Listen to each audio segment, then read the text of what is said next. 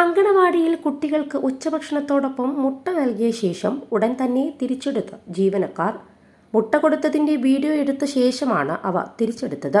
ഇതിന്റെ ദൃശ്യങ്ങൾ വൈറലായതിനു പിന്നാലെ അധ്യാപികയെയും സഹായിയെയും സസ്പെൻഡ് ചെയ്തു.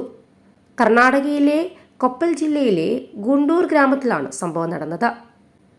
അങ്കണവാടി ജീവനക്കാർ കുട്ടികൾക്ക് മുട്ട വിളമ്പുകയും പ്രാർത്ഥന നടത്തുകയും ഇതിന്റെ വീഡിയോ പകർത്തുകയും ചെയ്ത ശേഷം പ്ലേറ്റിൽ നിന്ന് അവ തിരിച്ചെടുക്കുകയായിരുന്നു. കുട്ടികൾക്കൊന്ന് രുചിച്ചു നോക്കാൻ പോലും നൽകാതെ അതിനു മുൻപ് തന്നെ പ്ലേറ്റിൽ നിന്നും മുട്ട തിരിച്ചെടുത്തു. സംഭവത്തിൽ ജീവനക്കാരായ ലക്ഷ്മി, ഷൈനാസ ബീഗം എന്നിവരെയാണ് സസ്പെൻഡ് ചെയ്തത്. കുട്ടികൾ മുന്നിലുള്ള പാത്രത്തിൽ മുട്ടകളുമായി ഇരിക്കുന്നത് വീഡിയോയിൽ കാണാം. കൈകൂപ്പിയിരിക്കുന്ന കുട്ടികൾക്ക് അധ്യാപിക പ്രാർത്ഥന പറഞ്ഞു കൊടുക്കുകയും ഇതിന്റെ വീഡിയോ പകർത്തുകയും ചെയ്യുന്നു. പ്രാർത്ഥനയ്ക്ക് ശേഷം രണ്ടാമത്തെ ജീവനക്കാരി മുട്ടകൾ എടുത്ത് മാറ്റുന്നത് വീഡിയോയിൽ വ്യക്തമാണ്. അങ്കണവാടിയിൽ മുട്ട നിർബന്ധമാണെന്നിരിക്കെയാണ് അധ്യാപികമാർ ഇത്തരത്തിൽ ചെയ്തത്. കുട്ടികൾക്ക് നൽകാനായി എല്ലാ അങ്കണവാടികളിലേക്കും സർക്കാർ നൽകുന്നതാണ് മുട്ടകൾ.